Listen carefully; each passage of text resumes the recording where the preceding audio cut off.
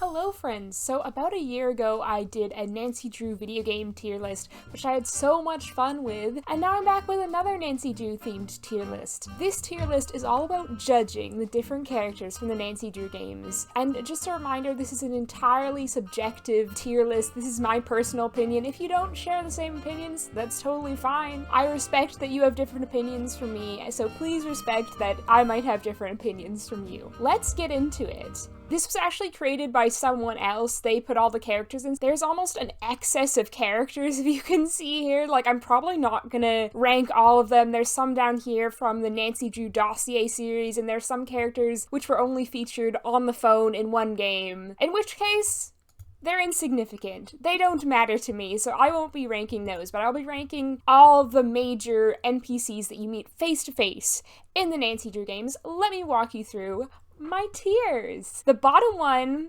is Colin Exorcist.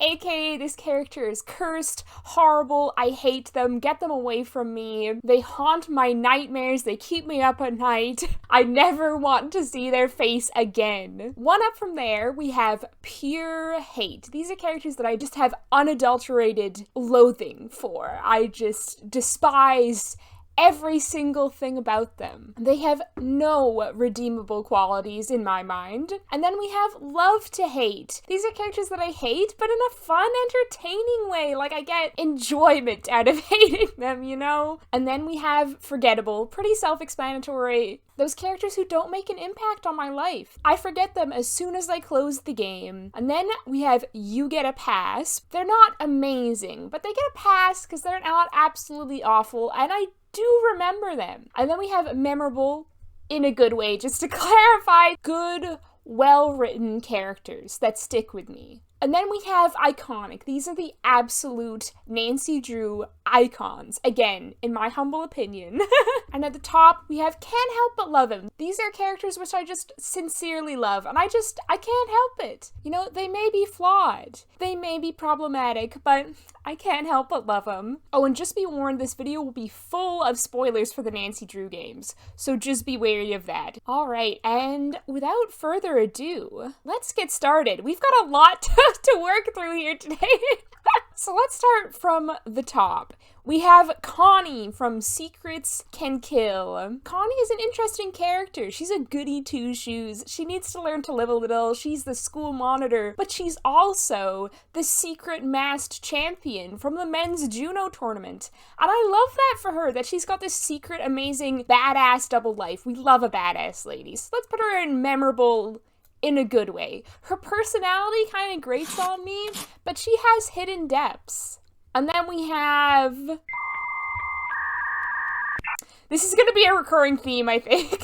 Me not remembering every character's name. Like, if you know me, you know my memory is bad. And if you don't, I will just say I can't remember anything I said 5 minutes ago. So I think that'll tell you all you need to know about my memory. So don't hold it against me if I don't remember every single character's names. Like, look how many characters there are. There are 33 Nancy Drew games, each with a multitude of characters. Like, I am not going to remember all of them, especially because a few of them I've only played once. I should remember, isn't his name Daryl? I think his name is Daryl. I've only played the remastered version of Secrets Can Kill, so I'm judging the Secrets Can Kill characters based on that. Daryl's one trait is hitting on Nancy and being a poor little rich boy. Wait, that's 2 traits, but you know what I mean? He's not cool like Connie, but I did remember his name, so he gets a pass. Then we have Hal. I feel bad for Hal. He comes to America looking for the American dream, and he gets mixed up in a murder and gets blackmailed. It hasn't been a good year for Hal. I feel sorry for him, but, you know, he doesn't have that pop in his personality that it would elevate him to Memorable in a good way. He gets a pass, because I pity him. Then we have Hulk Sanchez.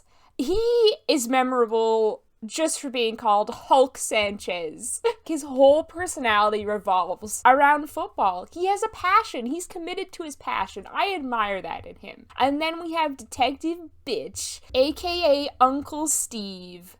I have pure hatred for this man. You may be going through a midlife crisis, but that is no excuse to murder people. I know he didn't technically do the murdering himself, but he was complicit. Also, just his whole self just exudes creepiness. He is the vibe of, like, divorced, middle-aged man who now lives in a little one-room bachelor pad, washes his socks once a week, and stays up till 2 a.m. watching porn. I just don't like the vibes I'm getting off with him. I don't vibe with them. I don't vibe with those vibes. And then we have this guy from Stay Tuned for Danger. I'm not even gonna pretend I remember his name. He's honestly forgettable. Like, do I remember him? Yes.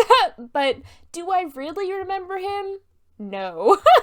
Then we have Lillian. And you know, Lillian is a little rude to Nancy. I kind of can appreciate why she is, but we don't support girl-on-girl hate here, Lillian. But since I do remember you, and I'm pretty sure I remember your name, watch it turn out to be, like, Melanie or something totally not Lillian. But you get a pass because I do remember you. Then we have Maddie, also from Stay Tuned for Danger. Maddie is a sweetheart, and I love her. She is memorable in a good way. I wouldn't say she's, like, my absolute favorite, but she's a good egg. Then we have Millie. You don't take any wooden nickels, young lady. She's a fucking icon if I ever knew one. Millie, I love you. You are amazing, legendary, wonderful, iconic, life-changing, game-changing, you could even say. Dwayne Powers? I have the brain powers to completely forget this man's personality. Now we have absolute lesbian icon Abby from Haunted Mansion. I can't help but love her. She's definitely the type of person who wouldn't associate with someone because they're a Gemini. And perhaps in a different person, I would absolutely hate that as a character trait. But in Abby, I love it. I think, like, mainly I love Abby because of my headcanon that she and Rose are girlfriends. But that doesn't change the fact that I absolutely love her. You know, she's doing everything she can to help out her girlfriend, and we love supportive girlfriends. Now, here's Charlie. You know, Charlie is a resourceful lad, but honestly, I don't really care about Charlie. He gets a pass, though. Now we have Mr. Man. I don't remember this man's name, I just remember his melted white corporate businessman face. And you know, I think I hate him. He's trying to tear down the livelihood of two lovable lesbians. And that's homophobia. Next we have Rose. Of course, I love Rose as well. Even though she just sits there all day at her little table, not doing anything and making Nancy do all her work. But would she be a Nancy Drew character if she didn't do that? Dexter, well, you know I love Dexter. I quote that well line all the time. If you have heard me say well, just know that in my head I am thinking of Dexter. He's amazing. And of course, Professor Hotchkiss, a queen. I admire her so much. I adore her. I wish she was my grandmother. I'd love to go over to her house on a Sunday afternoon and have her feed me 50 chicken wings. That just sounds like an ideal way to spend my weekend. Honestly, is there, like, any bad characters in Treasure in the Royal Tower? They're all amazing. Like, next we got Sexy Jacques. He's memorable in a good way. You know, he's not quite iconic, but he's memorable for being sexy and French. And then Lisa. I love Lisa. I know she's kind of awful, but I'm just obsessed with messy women, like mean women, bitchy women, selfish women. Maybe I'm just obsessed with all women, but you go, girl. Brady Charmstrong. I think if I lived in the Nancy Drew universe, I would hate him. It's the same way that when I was 12, I loathed Justin Bieber, because I was that girl who was like, reject boy bands. embrace thinking you're a hipster and special because you don't like One Direction. Thankfully, I think I've moved past that phase. But still, Brady Charmstrong, you don't charm me. Now we have Joseph. Joseph is also iconic. Like many of the Nancy Drew characters, he needs therapy.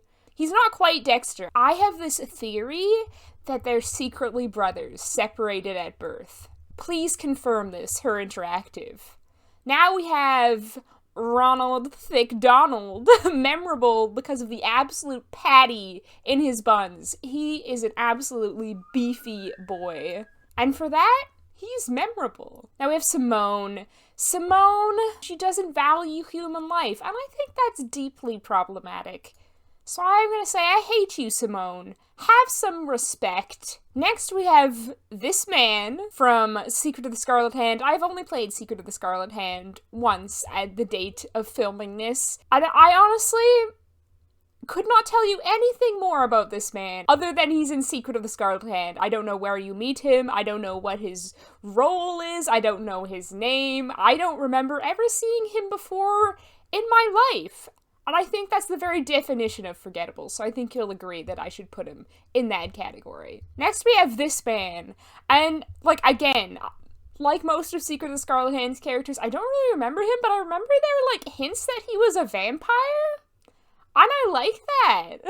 I love that for him. If you know me, you know I love vampires. I am weak for vampires. If there are any vampires in my area, local vampires, hit me up. My neck is bared. Every night I go to bed like this, just waiting. So, if you're a single vampire living in my area, give me a call. So he gets a pass for being potentially a vampire. I might be misremembering this completely, but I feel like they do insinuate that he might be a vampire. And next we have, again, another Secret of the Scarlet Hand character whose name I don't remember, but I know she blessed us with Semper Ubi Sabubi, and so that is enough to make her memorable, even though I don't remember her name. It's almost iconic. She's not iconic as a character, but that quote is iconic. Next we have, his name is on the tip of my tongue. It's almost a character from Secret of the Scarlet Hand whose name I can remember, but it's not there. It's gone. It's gone. This man is a greaseball. He exudes grease from every pore. I hate him. Look at his ugly tie, too. I know this is a very small picture, but you can just tell that tie is the most hideous thing to grace a man's neck in the history of the world. And I hate him purely based on his lack of fashion sense. Nancy should have arrested him for fashion crimes, if nothing else. Next we have, I was gonna say Emily, but her name is not Emily. Okay, well, I don't remember her name. But she gives you the task where you have to collect all the bugs in Ghost Dogs of Moon Lake, and I am not a fan of that. But again, she's just doing what she's programmed to do. Nancy Drew characters love to make Nancy do their own personal tasks, so I can't fault her for that, and I do remember her, so she gets a pass, also for being a boss-ass bitch. Ranger Akers, aka wannabe Smokey Bear. Honestly, Ranger Akers does not have much of a personality. Thank you, sir. Give us nothing. But he gets a pass for, again, being memorable and for being a dog lover. I love that he brings his dog to work, purely because I get to see it. Red Knot, which sounds like some kind of fake name, or it's supposed to be like a pun name, but I think I read somewhere that it's not. Sorry, I had to do it. So he's memorable purely based on his name. I don't think much of his actual personality. We would not be friends in any sense of the word, but he gets a pass. Next we have Ranger Akers' dog, whose name I forget, but can't help but love him. And next we have the Ghost Dogs. They are nothing if not iconic. They are literally the title of a game. None of these other characters can say that. We don't have Nancy Drew, treasure in the royal Hotchkiss, although we should. That would be legendary. But the Ghost Dogs, they're worthy of their title. Now we have Joy from the Haunted Carousel, another Nancy Drew character who desperately needs therapy. You're a bit of a killjoy, but you get a pass. for being at least memorable and being a part of Haunted Carousel, which is one of my favorite Nancy games. Ingrid, we love a smart lady, a lady in STEM. She has no right to be that attractive. She is memorable in a good way. Now we have your boy Elliot. I was definitely not stalling for time there. Elliot is honestly the most interesting and likable character, but he's also the worst. And he terrifies me at the end when he tries to kill Nancy. But because he's the character I enjoy spending time with the most in Haunted Carousel, and because I relate to him quite a lot, I also am a procrastinator, Elliot, and I also love riddles. You are memorable in a good way. Harlan Bishop. Harlan is an interesting one. He's got a good heart, but he is not a good security guard. He's not good at his job. How many times can Nancy almost die in Haunted Carousel? How many times can her life get threatened? She gets in life-threatening situations. More times than Harlan Bishop could probably count. And yet, what does he do about it? Sit in his little office all day, watching his little security videotapes, and not much else. But you get a pass, though, Harlan. I can't put you anywhere lower than that. Come on now. It's Haunted Carousel. Actually, next we have Miles, the Magnificent Memory Machine. And this is a kind of controversial opinion. I think you either love Miles or you hate him, but I love to hate him.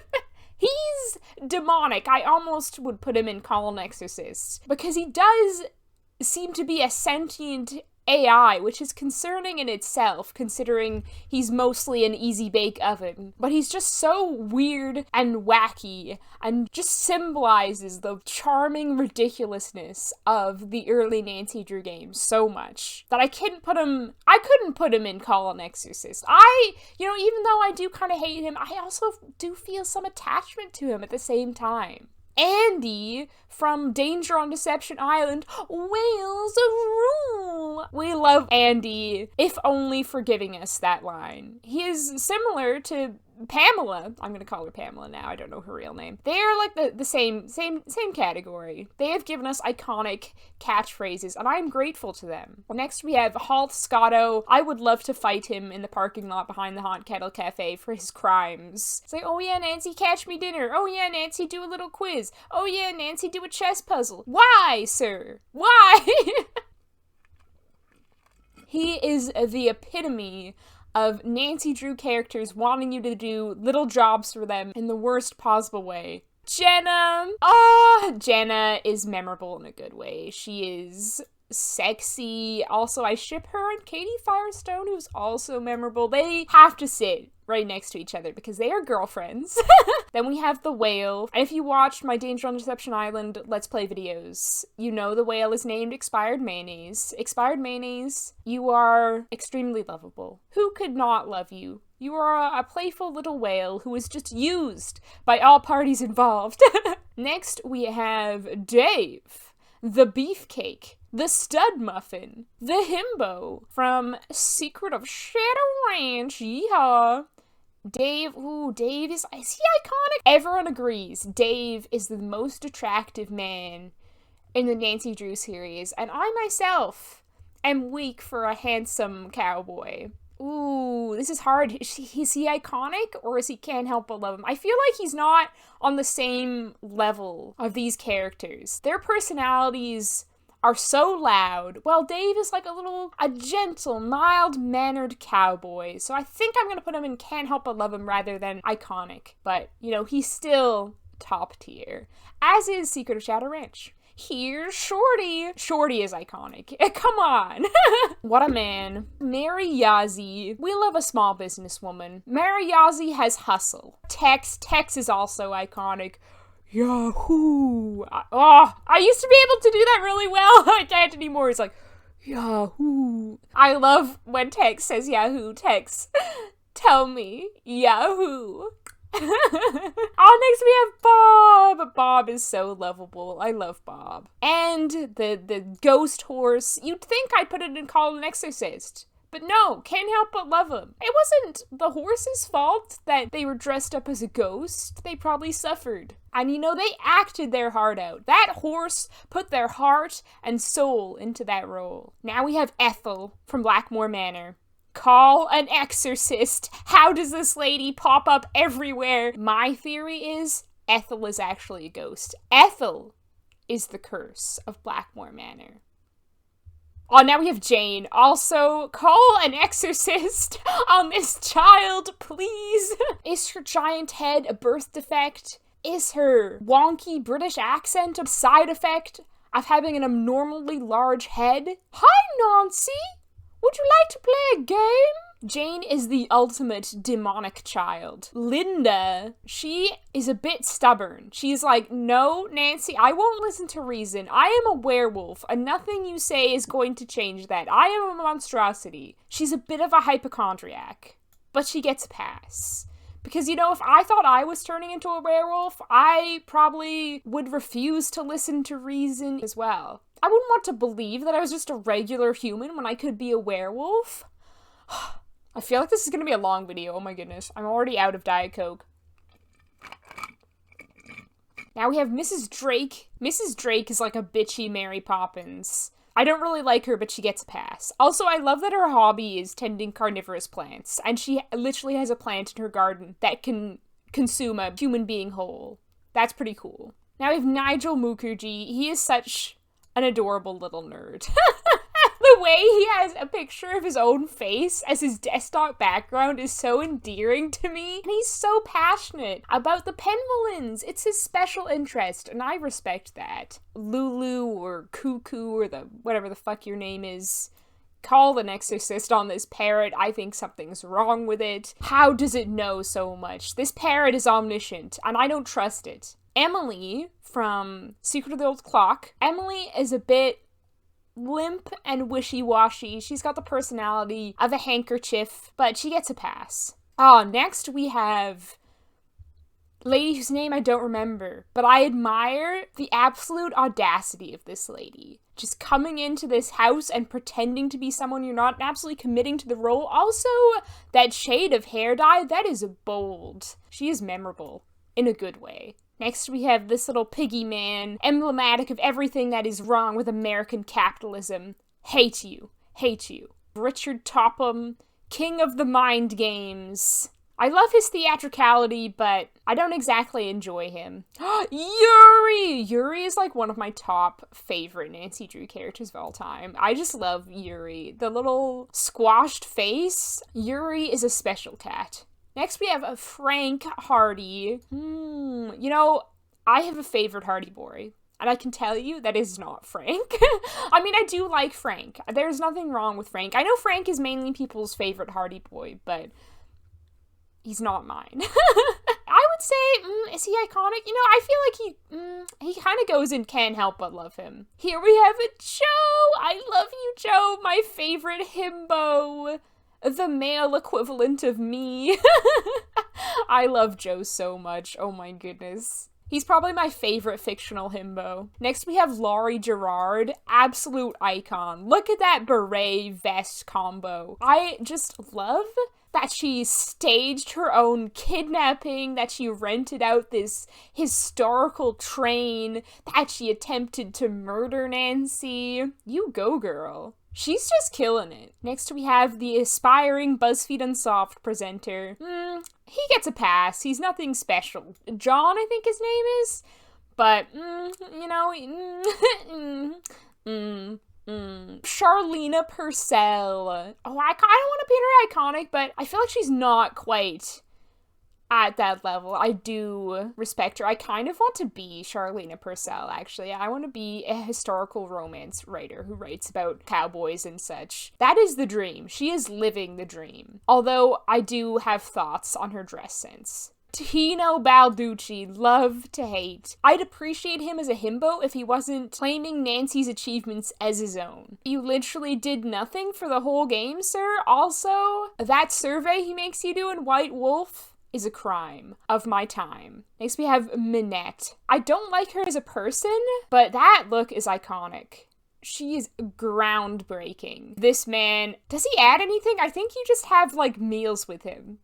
He just takes you out for dinner sometimes. I think he's forgettable because I don't even remember what he adds. You know what? Nancy could buy her own meals. She doesn't need a man to buy her meals. Heather, who takes the mid-2000s mean girl trope much too seriously, but she gets a pass. Next we have the German guy, forgettable. He's like a nude photography studio or something like that, but I don't exactly remember. Juju, or whatever her name is. Her cookies always sound absolutely amazing. Thank you for blessing us with your cookies. Now I need to remember her name. Jing Jing. I did not remember that at all. Malachi Craven. He has anger management issues, but he recognizes that, and he is trying to work on them. Good for you, sir. We appreciate a self-aware man, especially in this economy. Big Island Mike. Need I say more? I love Big Island Mike. Big Island Mike and Yuri are, like, my top 2 Nancy Drew characters, perhaps?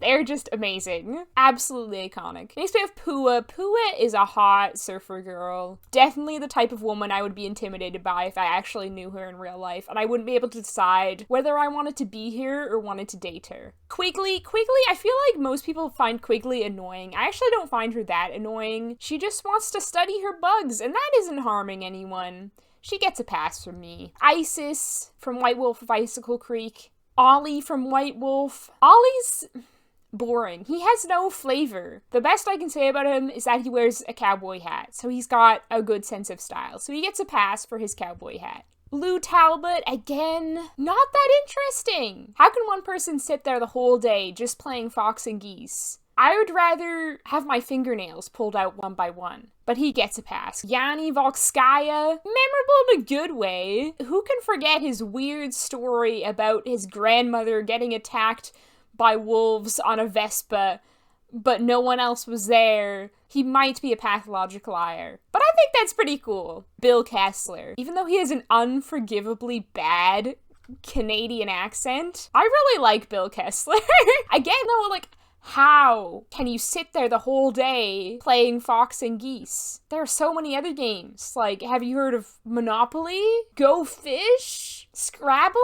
All possibilities, and yet, fox and geese is the game you're hyper-focusing on. I have many questions about that, Bill. Next we have the Doctor from Crystal Skull, who is a bit of a pedophile. He is maybe in his 60s, I would say, and he's hitting on Nancy, who is just barely 18 years old. So I'm not a fan of that. Stay away from Nancy, sir. Oh my god, this is taking way longer than I thought it would, but I have so many thoughts. We still have so many to go. I've been sitting here for like an hour. Okay, next we have this lady from Crystal Skull. I don't like her that much, but she gets a pass. She's memorable. Emo boy Henry Boulay. You know he shops exclusively at Hot Topic and still listens to the same emo playlist he had when he was 13 years old. He is memorable in a good way. I honestly think he and Ned should date. That would be an interesting pairing. I think they have more chemistry than Ned and Nancy. Zeke from Crystal Skull. Again, he doesn't add much. As best, you can just absolutely torture him by making him sneeze 100 times in a row. He probably sneezed out his brains by that point.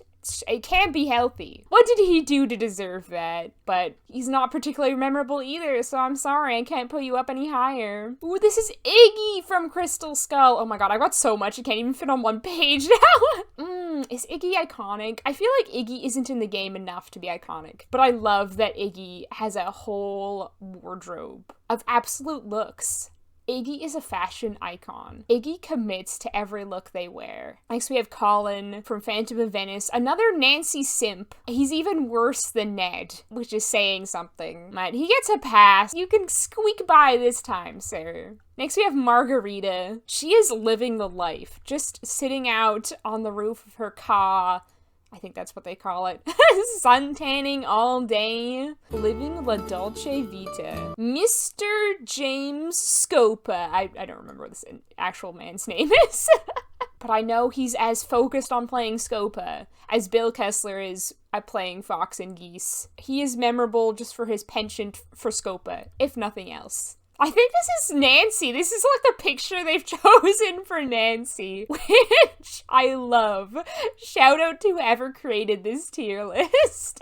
Of course Nancy is and can't help but love him. She is flawed. She is a total square. She is obsessed with mystery in a way that borderlines on the unhealthy. She is bad at communicating in her relationship with Ned. And if I knew her in real life, I probably wouldn't get along with her. But I still love her. She is the one and only Nancy Drew. If I was making this list, I'd put her in anywhere under Can't Help But Love 'Em. You would get a pass to bonk me on the head. Next we have characters from Castle Malloy. More like Castle Malord. This game sucks.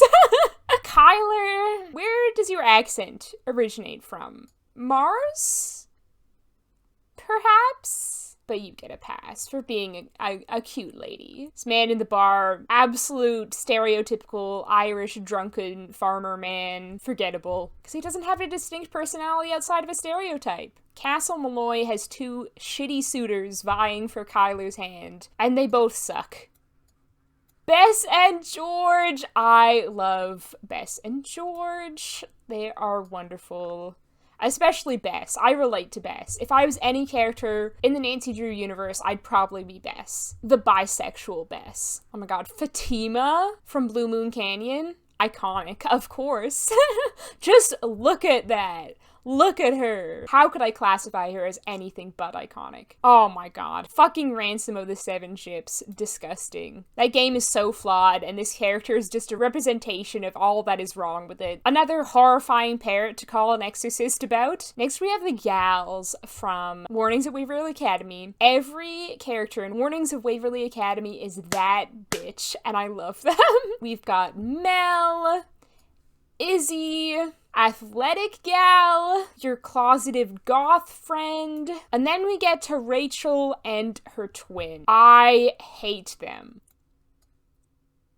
They are the characters in Nancy Drew that I despise the most out of any others, purely because they are so manipulative. They're like, oh, Nancy, I'm struggling so much. Could you please give me a hand? I've got so much on my plate right now. And then it turns out there's two of them?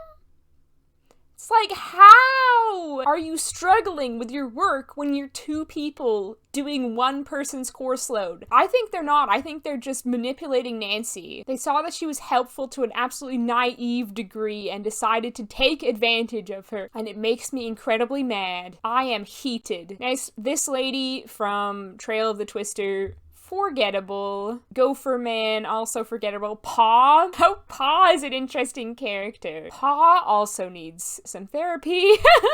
He is memorable in a good way. Good isn't exactly the right word, but who can forget the Easter egg with Paw dancing? I certainly can't. It's ingrained on my retinas forever.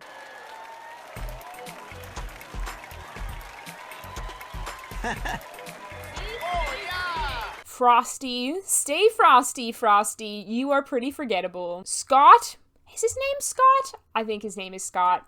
I don't like Scott. He has absolutely nothing to redeem him. Next we have this gal from Shadow at the Water's Edge. Like, I remember her. I know her. I don't know her name. But her personality just doesn't make an impact on me. Next I have Rentaro. Rentaro frightens me more than a lot of Nancy Drew characters do. He also needs therapy. Who thinks of the idea to create a robot ghost of the girl from The Ring styled after your girlfriend's dead mother? He has problems, to put it mildly. The grandmother, again, got about as much personality as her granddaughter. Yumi, on the other hand, I can appreciate. She is a stylish lady. She makes delicious bento. She gives Nancy keychains. She actually pays her in something for the work that Nancy does. One of the few who do. I mean, it's keychains and not an actual form accepted currency, but it's better than nothing, and they're pretty fucking cute keychains. Phone charms is actually the word I was looking for there. Remember when we had phone charms? Bring back phone charms. I want to have about 10 peekapoos hanging off my phone at all times. Oh my god. Suki, call an exorcist. Get this cat out of my sight. Normally I'm a cat person, but that doesn't extend to Suki. Suki is possessed. She's probably possessed by the actual ghost. Speak of the ghost! Of course, you would call an exorcist on a ghost. Now we have Annie, I think her name is, from The Captive Curse. Gaslight, gatekeep, girl boss, am I right? And I mean gatekeep in a literal way.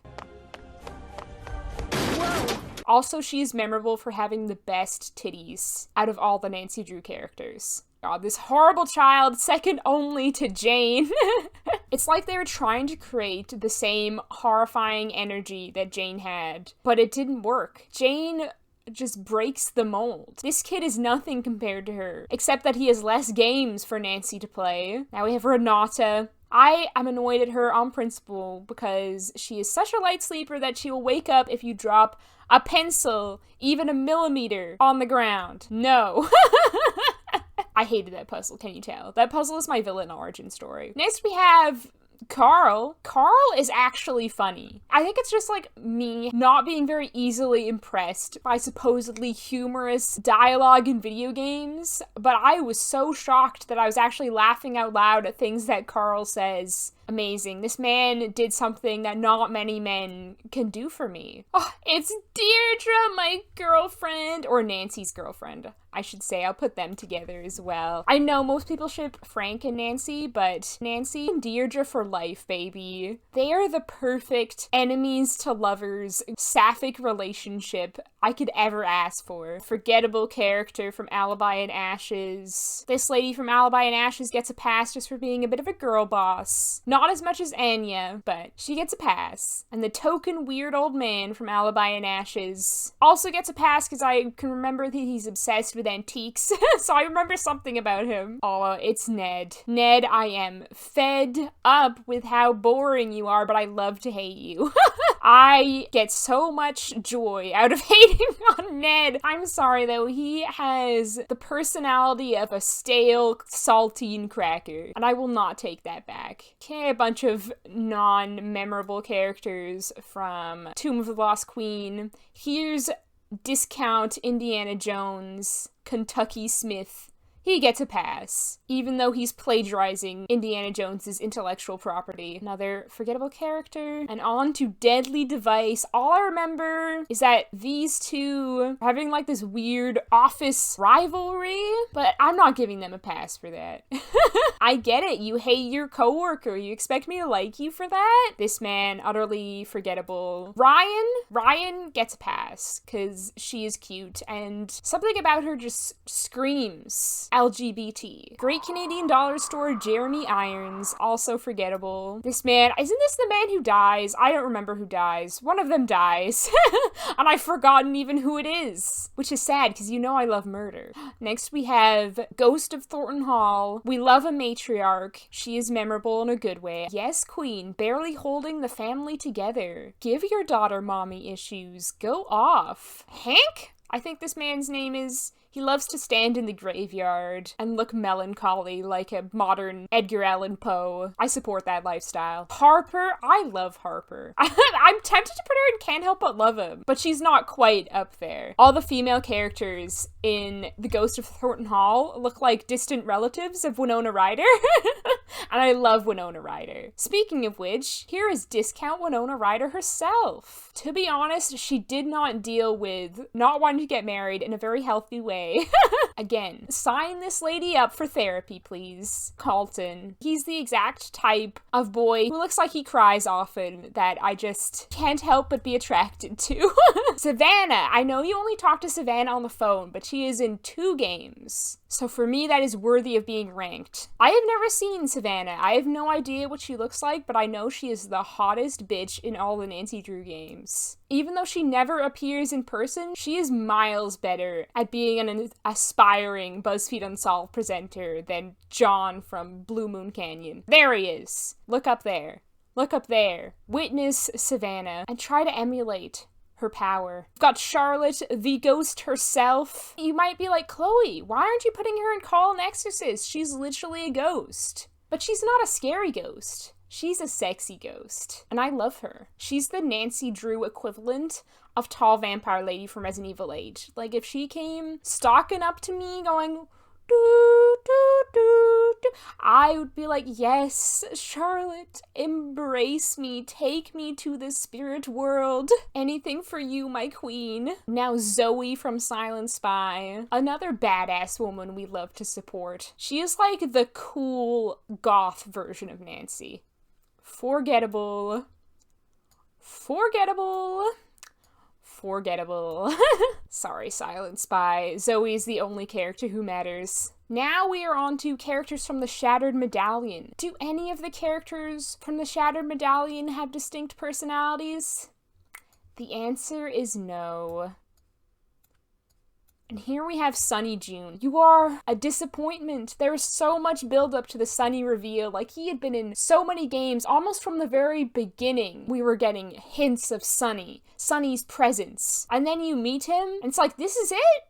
This is it?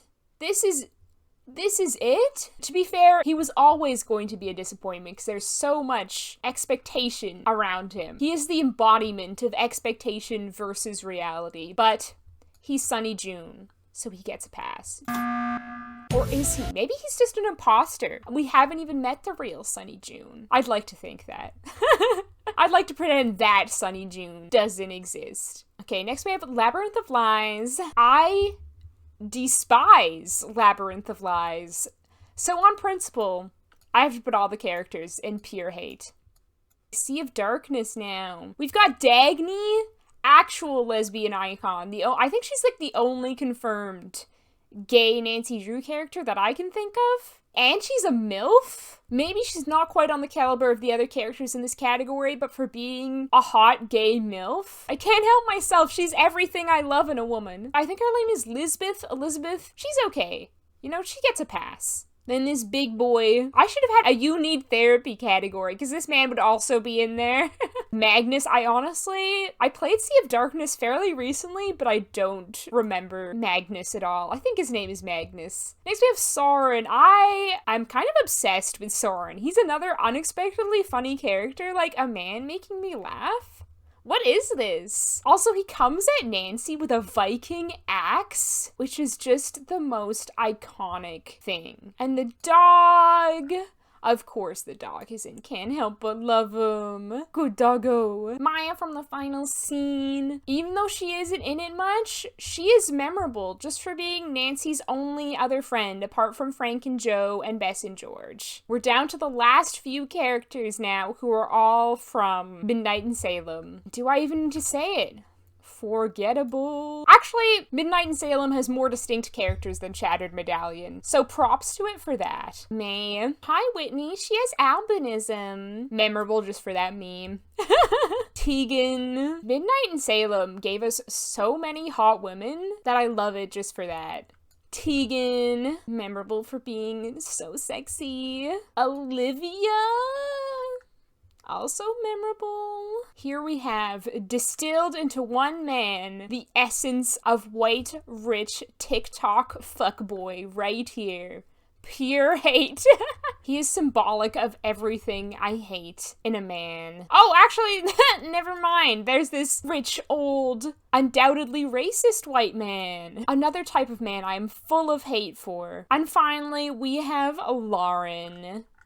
Another sexy Midnight in Salem character. More like sapphic delight in Salem, am I right?